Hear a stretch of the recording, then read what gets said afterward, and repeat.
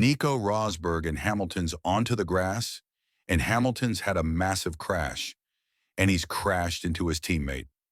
Nico Rosberg leaned closer to the screen, his eyes locked on the stream of numbers, graphs, and glowing lines.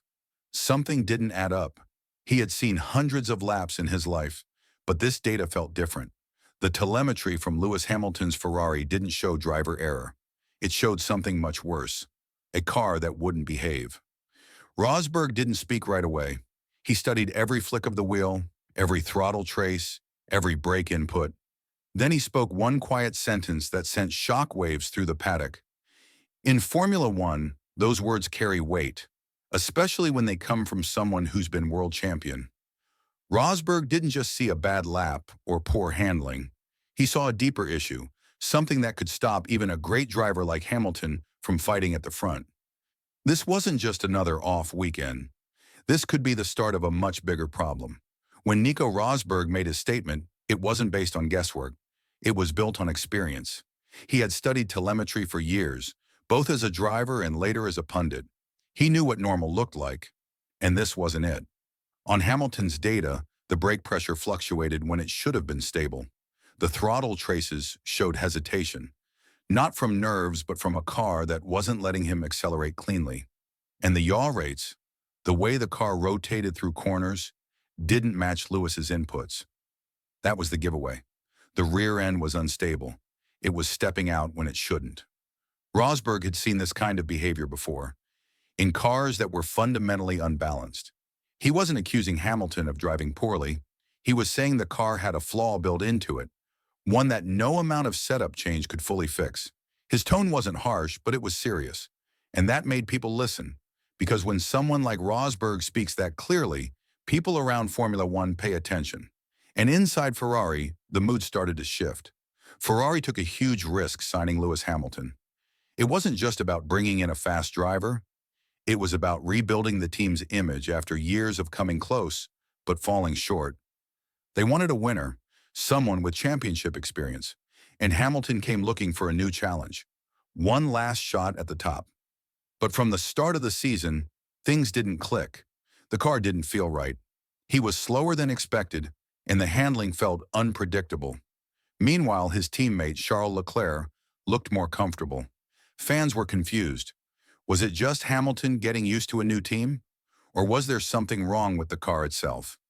Behind the scenes, the engineers believed in their new upgrade package. On paper, it was supposed to make the car faster and more stable. But in real races, it did the opposite. The more Hamilton pushed, the more the car pushed back. And every race became a battle just to stay in control. That's not how you win championships. That's how you lose them.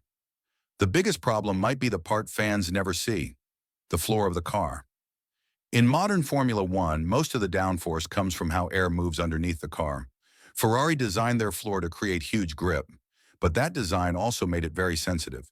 If the ride height changed even slightly, or if the track surface was uneven, the grip would vanish. The rear of the car would slide without warning. Ferrari had made risky calls before, and it had cost them in the past. In 2018, they lost the title after a bad floor upgrade. In 2020, a bold engine idea led to a disastrous season.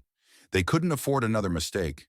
And now, with Hamilton behind the wheel, the stakes were higher than ever. Every lap, every weekend, the pressure grows. Red Bull looks strong, Mercedes is improving, and Ferrari is still searching for stability.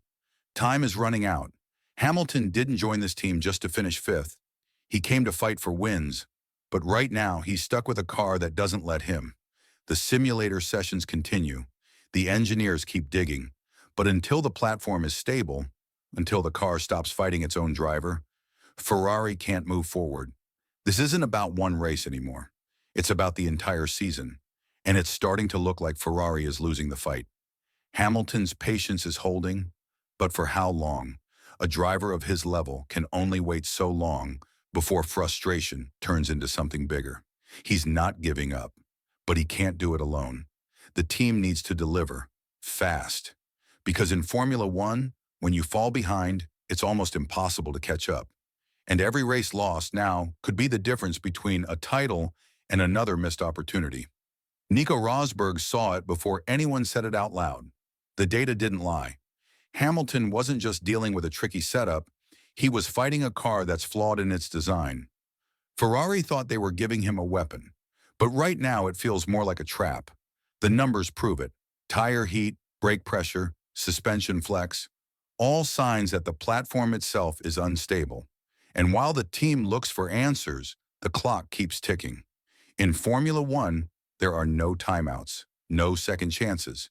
Either you fix the car or you fall behind. So what happens next? Can Ferrari solve the problem in time?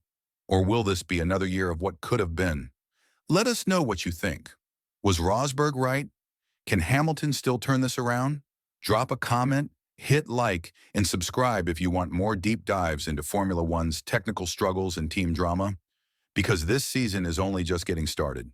If you made it this far, you're clearly as passionate about Formula One as we are. So now it's your turn. Do you think Hamilton can still win in this Ferrari? Was Rosberg's warning a turning point, or just the beginning of a deeper problem? Drop your thoughts in the comments below.